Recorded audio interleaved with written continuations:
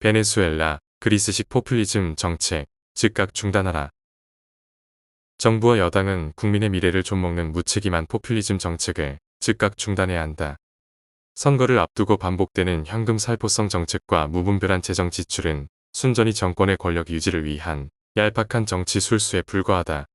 이미 국가 채무는 감당하기 어려운 수준에 이르렀으며 방만한 재정 운영은 결국 미래 세대에게 치명적인 부담으로 전가될 것이다.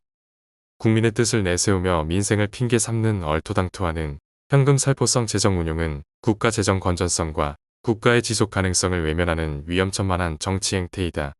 단기적 인기와 표를 얻기 위해 국가의 기초를 허무는 정책은 결코 정당화될 수 없다.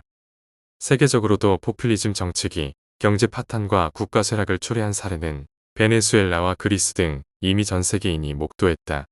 베네수엘라는 20세기 중반까지만 해도 중남미에서 부유한 국가 중 하나였다.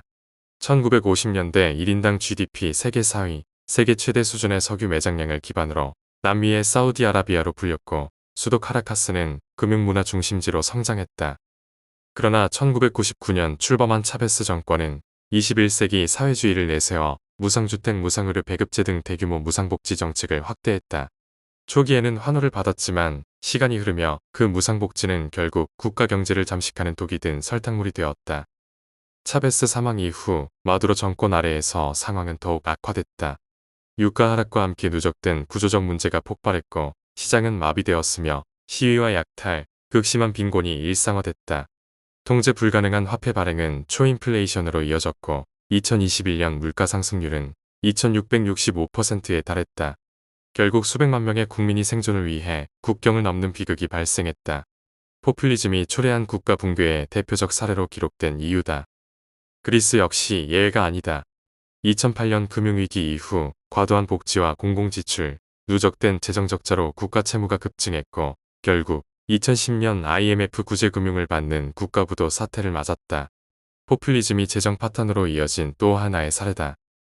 이러한 실패 사례에도 불구하고 한국의 민주당 정권이 유사한 길을 반복하려는 모습은 심각한 우려를 낳는다. 특히 선거를 앞둔 지원금 정책과 추경 편성은 그 시기와 방식에서 국민적 의구심을 불러일으킬 만하다.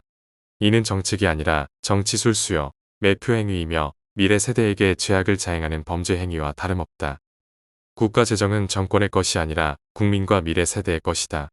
이를 엉뚱하게 소모하고 정치 도구로 전락시키는 행위는 명백한 책임 회피이자 범죄 행위이며 크나큰 역사적 과오가 될 것이다.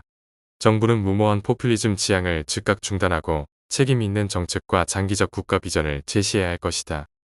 이에 우리는 다음 사항을 강력히 촉구한다. 선거에 영향을 미칠 수 있는 현금성 지원 정책을 즉각 중단하라. 무분별한 복지 확대를 지향하고 필요한 영역에 선별적으로 추진하라. 국가 재정의 건전성을 훼손하는 과도한 지출을 엄격히 통제하라. 국민의 뜻을 명분으로 법치와 제도, 원칙을 훼손하는 행위를 중단하라. 정부는 지금이라도 책임 있는 선택을 해야만 한다. 대중영합주의가 아닌 지속 가능한 국가 운영만이 국민과 미래 세대를 지키는 길이다. 2026년 4월 14일 한국 NGO연합